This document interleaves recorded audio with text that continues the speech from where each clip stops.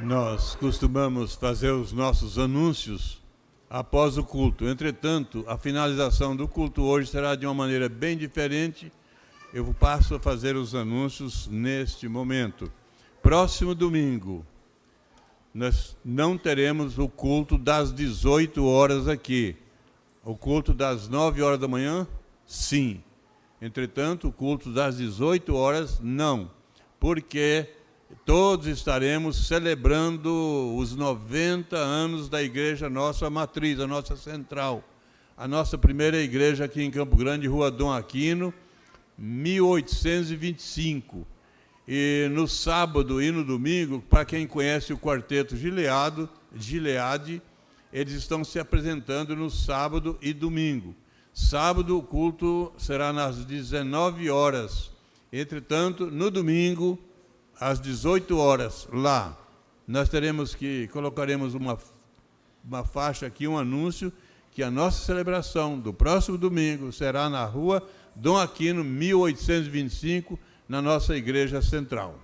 Então, entendido isso, eu quero agora compartilhar com os irmãos uma palavra de celebração das vitória de Cristo sobre a morte. Mas quando eu olho a Bíblia, quando eu vejo o contexto todo, eu me admiro sempre. Sempre tem uma palavra nova à nossa disposição. Porque a palavra não é a palavra de homem. Os homens só copiaram, só escreveram aquilo que Deus inspirou aos profetas, aos sacerdotes, a que escrevessem. E quando eu olho o homem no começo da sua liberdade de participar de todas as benesses do jardim, e ele não faz isso, ele desobedece, e ele é expulso do paraíso terrestre, mas quando chega no final da Bíblia, lá nos últimos capítulos de Apocalipse, tem uma promessa, a promessa de que aqueles que estão em Cristo serão colocados no paraíso celestial. Quer dizer que o paraíso terrestre foi impedido que o homem entrasse, mas na obediência de Cristo ele nos dá a condição de participar do paraíso celestial. Quando eu olho Jesus Cristo, pouquinho antes da sua morte, ele sobe no monte para orar com aqueles discípulos amados e queridos, e possivelmente o Monte Tabor, um monte muito alto ali na região de Jerusalém. Ele leva 3 pessoas, leva 3 discípulos, 3 apóstolos, Pedro, Tiago e João. É interessante que ele leva 3. Os judeus tinham a ideia de que uma pessoa só não podia testemunhar nada, mas o testemunho de 2 pessoas era válido. Então Jesus leva 3 companheiros de oração, e lá no alto do Monte Tabor, ali aparece aquele momento que a Bíblia chama de transfiguração, onde a glória celeste aparece a Jesus Cristo, pouco antes dele ser conduzido à cruz. Aquela glória celeste aparece e tem ali uma palavra de Deus: este é o meu filho amado, em quem me comprazo. E lá estão Pedro, Tiago e João. E Pedro acha que é bom ficar ali. Mas quem aparece naquele momento? 2 representantes da lei e dos profetas, Moisés e Elias. Eu olho para Jesus Cristo depois da sua crucificação. Ele é colocado num túmulo, mas ele não comprou túmulo, porque os judeus compravam túmulos e eram colocados no túmulo. E Jesus não, ele não veio para ficar num túmulo, ele veio para voltar para os céus. Mas naquele momento ali, na transfiguração, ali acredita-se que no Monte Tabor, Elias estava lá. Elias não tem túmulo registrado na Bíblia. Moisés não tem túmulo registrado na Bíblia. A Bíblia diz que esses dois homens, Moisés foi colocado no monte e ninguém sabe onde é a sepultura dele. Elias num carrilhão de fogo. Então esses homens que não têm túmulo entre os homens aqui na terra, têm o privilégio de apresentar diante de Cristo Jesus, que também não ficou no túmulo. Ele não ficou na sepultura, ele não ficou no sepulcro. Isso é maravilhoso. E esse Jesus é que nós proclamamos o nosso Salvador.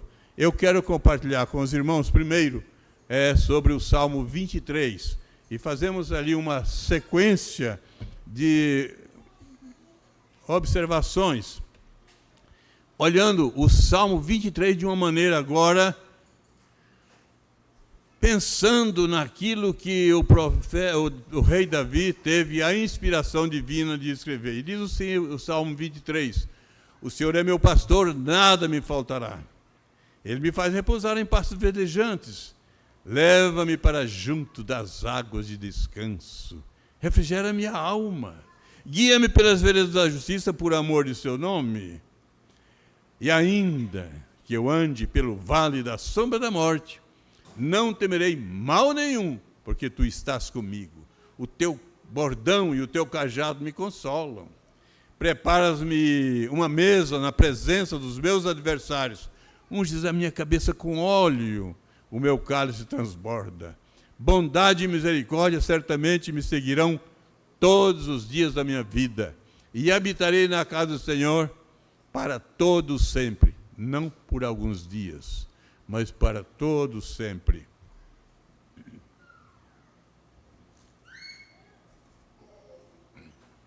Eu queria pensar um pouquinho sobre Davi e a sua linhagem.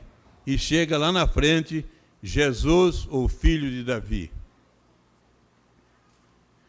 Então, Davi, nessa inspiração divina, escrevendo o Salmo 23, eu quero imaginar, que você imagine junto comigo, o palácio onde ele devia estar, o palácio do rei, era no alto. E você tem a dimensão aqui, olhar após o palácio e enxergar um vale da sombra da morte. E após esse vale tem as subidas e os sepulcros dos judeus, que até hoje ainda tem, está em atividade esse sepulcro, esse cemitério. Muitos e muitos sepulcros, mais de 150 mil pessoas estão sepultadas ali. Mas Davi, eu quero imaginar Davi olhando além desse vale, e ele enxerga as campinas verdejantes, e ele enxerga o vale, o refrigério lá, o riozinho que passava ali adiante. E ele enxerga, ele tem uma visão privilegiada, ele vê coisas boas, maravilhosas, ele vê água, descanso, refrigério, plantações, vê as oliveiras, e tudo isso fazia sentido na vida daquele povo da Palestina, povo daquela região ali. E ele olha, e ele fala assim: o Senhor é meu pastor. Isso é confiança.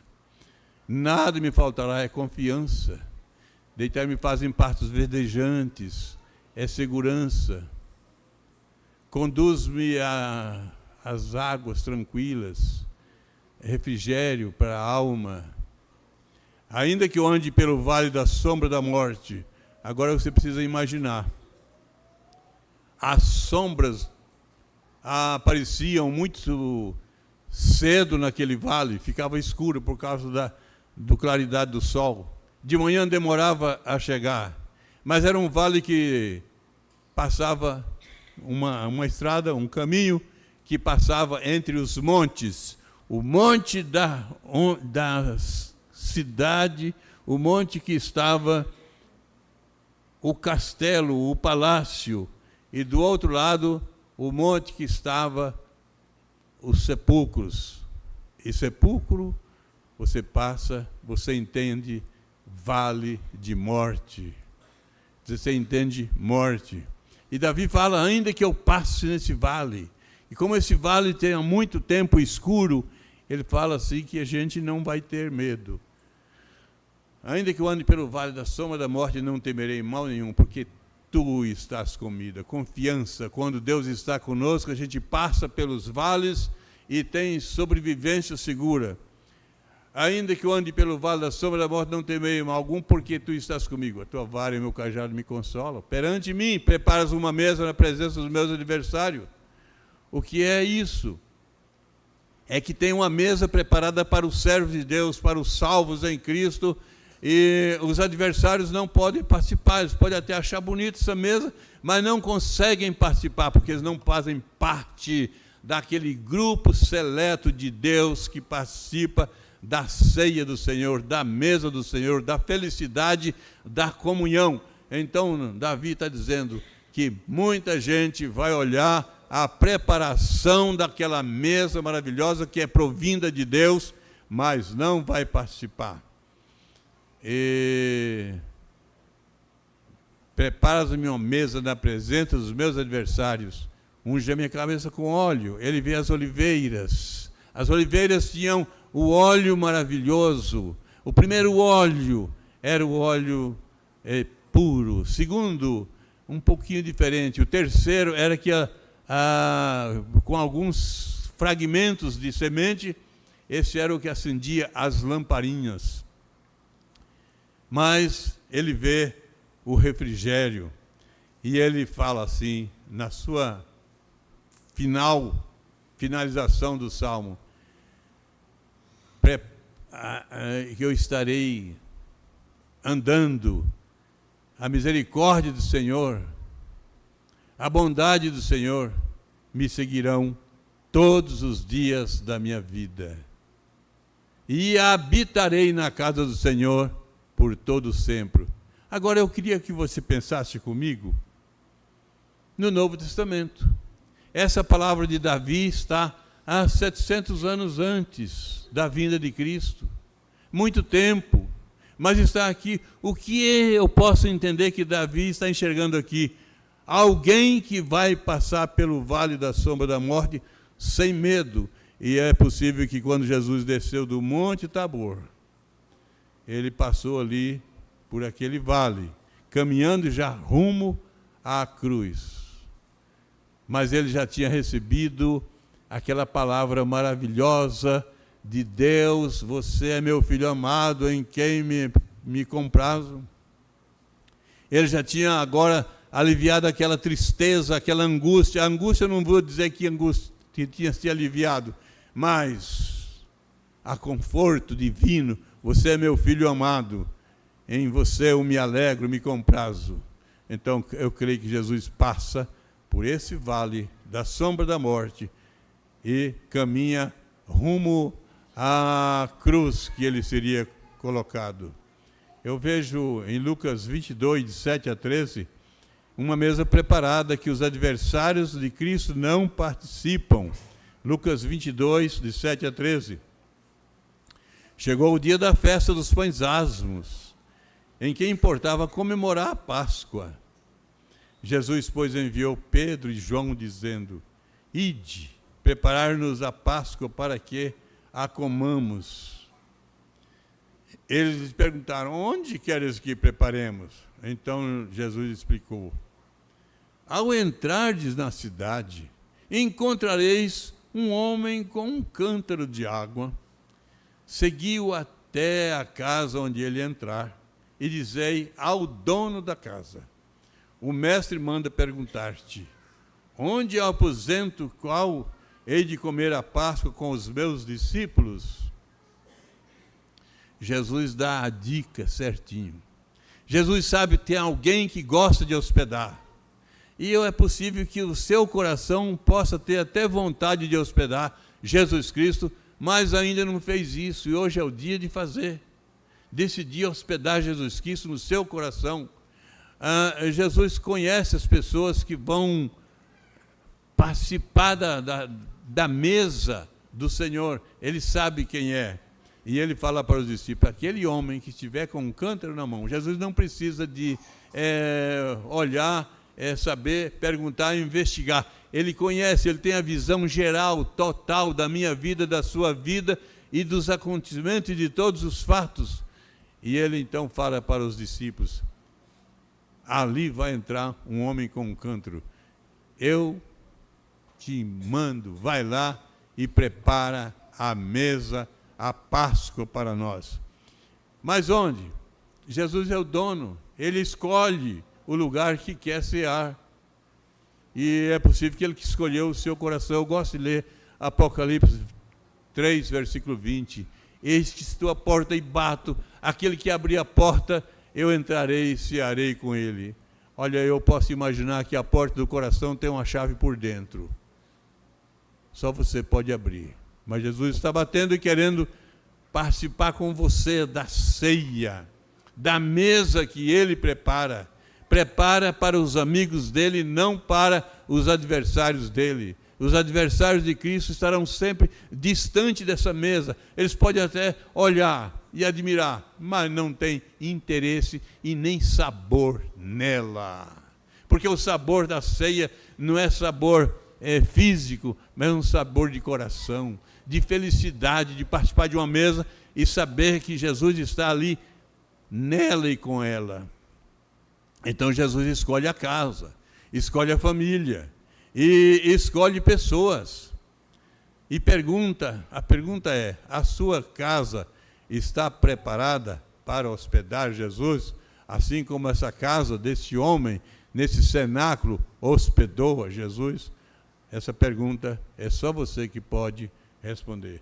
Mas, continuando a leitura, e ele vos mostrará um espaçoso cenáculo, mobilado. Ali fazei os preparativos. E indo tudo encontraram como Jesus lhes dissera, e prepararam a Páscoa. A mesa do Senhor será preparada. Os adversários de Cristo estarão fora do cenáculo da Páscoa. Jesus come a Páscoa com os seus discípulos. Ele tem felicidade em estar na sua casa, em estar na sua vida, participando da sua vida, na sua alimentação, no seu dia a dia, no seu dia de faculdade, no seu caminhar no ônibus, no seu exercício diário. Jesus tem participação quando você deixa que ele faça isso.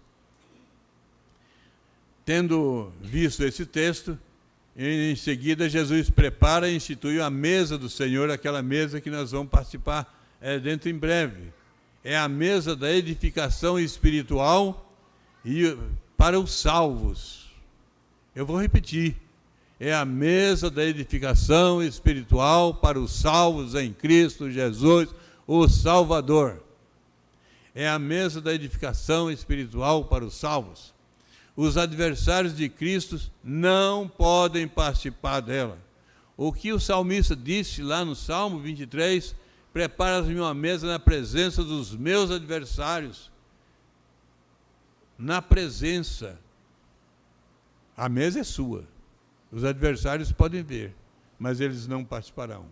E aí eu vou para Lucas 22, de 19 a 22. E tomando um pão, tendo dado graças, o partiu e lhes deu, dizendo: isto é o meu corpo, oferecido por vós, fazei isto em memória de mim. Semelhantemente, depois de cear, tomou um cálice, dizendo: este é o cálice da nova aliança, no meu sangue, derramado em favor de vós. Mateus fala, derramado em favor de muitos. Mas tem diferença nenhuma, porque Jesus era com os discípulos ali. Então, vós cresces em mim, então meu sangue é derramado em favor de vós. Mateus diz, é derramado em favor de muitos. Tem diferença? A ideia é diferente, mas a finalidade é a mesma. Derramado em favor de muitos, porque Jesus falou assim, que é derramado em favor de muitos, porque ele sabia que nem todas as pessoas iam aceitá-lo como seu Salvador, mas a todos que o aceitam como seu Salvador, esse sangue foi derramado. E ele é suficiente para salvar todas as pessoas que creem nele como Salvador. E aqui Jesus tem uma questão de troca de aliança. A aliança antiga, o homem era obrigado a oferecer sacrifício, o homem era obrigado a obedecer, e se ele não obedecesse, ele não tinha perdão e nem salvação. Mas agora Jesus fala assim que é uma nova aliança. Essa aliança é feita em Jesus Cristo. Ele é o Cordeiro, ele é aquele que vem agora para substituir os animais. Ele é o Cordeiro e é uma nova aliança. Ele que vai obedecer em nosso lugar. É claro que nós temos que fazer a nossa parte.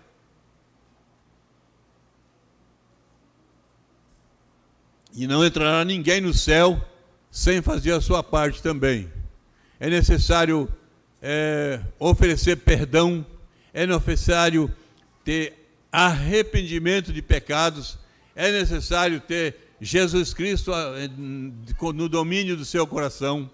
Então, nessa nova aliança, Jesus obedece e nós servimos a Ele como súditos. No versículo 21, todavia a mão do traidor está comigo à mesa, porque o Filho do Homem, na verdade, vai segundo o que está determinado, mas ai daquele por intermédio de quem ele está sendo traído. Nós temos dois tipos de pessoas: os que creem em Cristo e os que não creem. Os que creem em Cristo são esses beneficiados pela sua graça e olham para Ele, e prestam adoração a Ele e prestam louvor. E um outro grupo que não está nem aí com as questões espirituais. Esse outro grupo é o grupo que faz parte desse traidor que estava com Jesus na mesa. Mas aí tem uma expressão de Jesus: ai daquele por quem o Filho do Homem está sendo traído. Quando você está com Cristo, você está seguro nele. Quando você não está com Cristo, você está traindo a graça divina. Há uma orientação bíblica que fala assim, que é para não ter outros deuses diante dele. Adoração só a Deus. Quando você coloca a sua adoração em um outro Deus, você está traindo o Deus do céu. E está deixando o Deus do céu com ira em cima de você. Porque você está manipulando. Porque todo Deus que não é o Deus do céu é manipulado pelos homens, é programado, é feito à imagem e semelhança, mas é manipulado pelo homem. O Deus do céu não se deixa manipular. E quando a pessoa adora um outro Deus, está traindo o Deus do céu. Está na mesma situação de Judas que traiu o Salvador ali. Então, quando você abre mão das adorações paralelas aqui, a deuses que são manipulados pela mão do homem, onde você pode mudá-lo de lugar, você é o dono você é a força, mas ele não tem força para liberar a sua vida para a entrada no céu. Então, não seja traidor como Judas traiu a Jesus Cristo. Quando você tem adoração a outros, você está traindo o Deus do céu. Então, Jesus institui a ceia, a mesa do alimento espiritual, a edificação espiritual para os salvos nele, a mesa que é preparada na presença dos adversários, a mesa que os adversários de Cristo veem, mas não se edificam nela. Depois disso, Pedro é avisado para cuidar com as artimanhas de Satanás e não cair nelas. Jesus é levado para Getsemane, lugar de choro, de sangue, ele é preso, Pedro nega Jesus, tem um deslize na sua fé, na sua coragem naquele momento. Os guardas zombam de Jesus Cristo. Jesus é levado perante Pilatos e é liberado para ser torturado e crucificado. Jesus caminha para o Calvário carregando a cruz pesada. E não sei se você chorou, mas eu chorei quando no teatro aqui de hoje mexeu com o meu coração, me fez lembrar daquele momento.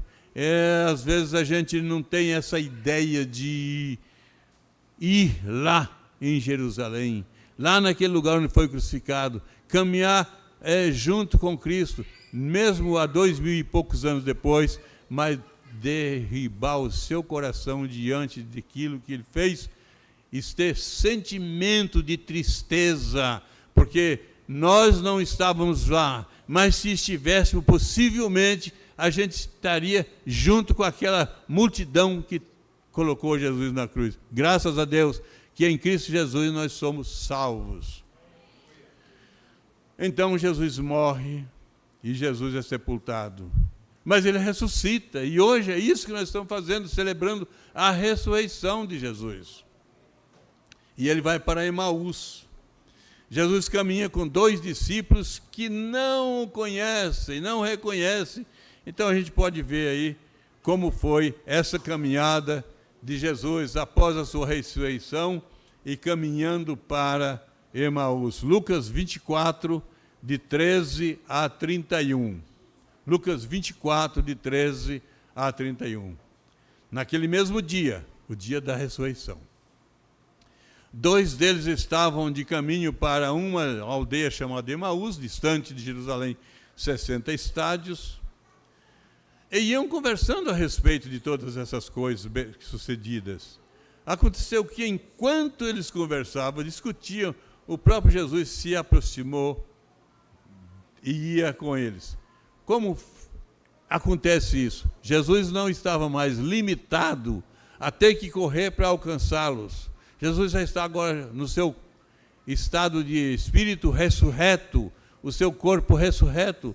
Ele pode estar aqui agora e ele mudar-se, apresentar-se em outro lugar, sem ser limitado pelas paredes.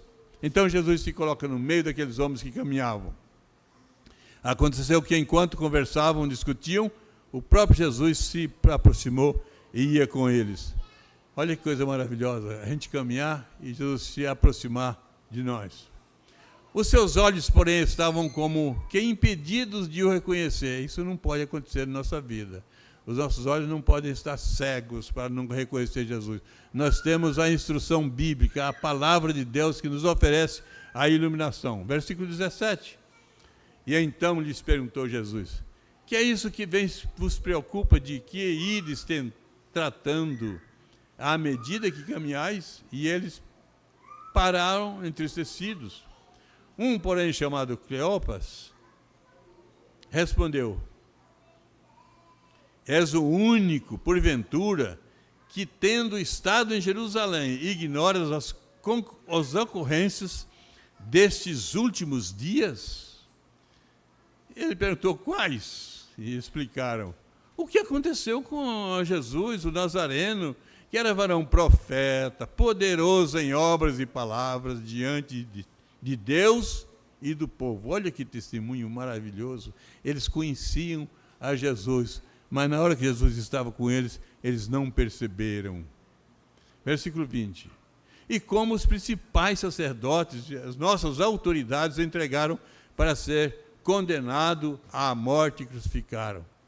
Aqui eles fazem uma acusação. Eles lamentam que os nossos sacerdotes, e muitas vezes aqueles que estão aparentemente em Cristo, não valorizam o Cristo que é o Salvador. Versículo 21. Ora, nós esperávamos que fosse ele quem havia de redimir a Israel, mas depois de tudo isso, é já esse o 3º dia, desde que tais coisas sucederam. É verdade também que algumas mulheres das que conosco estavam nos surpreenderam, tendo ido de madrugada ao túmulo e não achando o corpo de Jesus. Voltaram dizendo terem tido uma visão de anjos, os quais afirmam que ele vive. Que maravilha! Ali está alguém que está dando um testemunho, que ouviu a palavra, mas não creu ainda. Ainda o coração está endurecido. Versículo 24. De fato, alguns dos nossos foram ao sepulcro e verificaram a exatidão do que disseram as mulheres, mas não o viram. Então lhes disse Jesus: honestos e tardos de coração, para crer tudo o que os profetas disseram. Os profetas não anunciaram que Jesus viria, seria colocado numa cruz e ressuscitaria? Eles não estavam crendo ainda. E essa mensagem precisa mover o nosso coração. Nós precisamos crer nessa mensagem que está escrita, para que não sejamos chamados de nécios. Versículo 26. Porventura não convinha que o Cristo padecesse e entrasse na sua glória?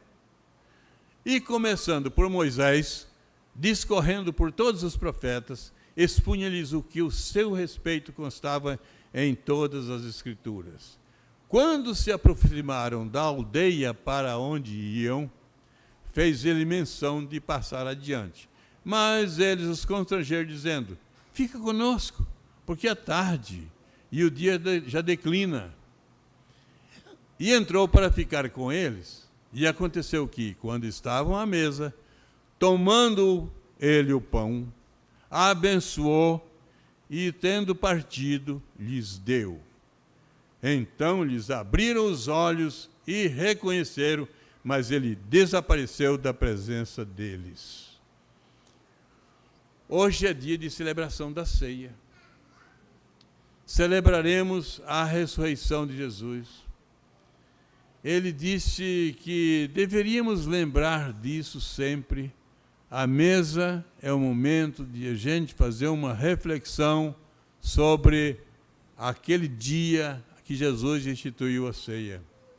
É um símbolo, é uma memória. A Santa Ceia é uma memorização, é um símbolo, onde o pão representa o corpo de Cristo colocado ali na cruz e simboliza para nós que nós estamos participando espiritualmente do corpo de Cristo. A Santa Ceia, além de ser um símbolo, é também o nosso alimento espiritual. Fisicamente estamos vivos, eu e você, nós todos aqui. Só estamos vivos hoje porque morrem outros para que a gente viva. Morre o boi, morre o frango, morre a alface, morre o arroz e a gente vive. Para ficar vivo espiritualmente, Jesus morreu. E é o corpo de Cristo que nos edifica espiritualmente. É o seu sangue que nos fortalece espiritualmente.